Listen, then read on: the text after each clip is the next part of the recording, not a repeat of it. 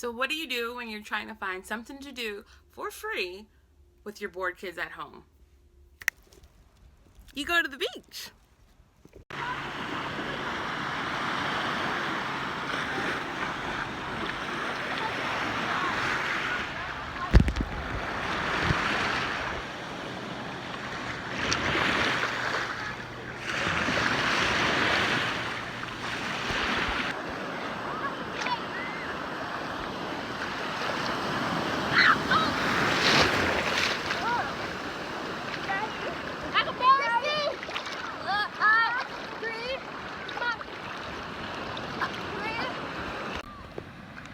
So we're at the beach with the kids and it's been a great day. The water is amazing and I learned the hard way today.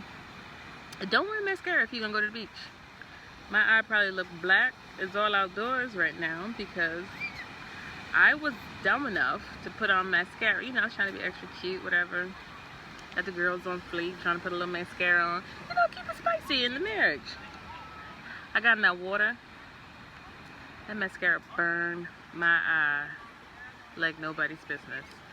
So, I don't know. Maybe it was a type of mascara. Maybe, I know it was waterproof because I struggled getting it off at night.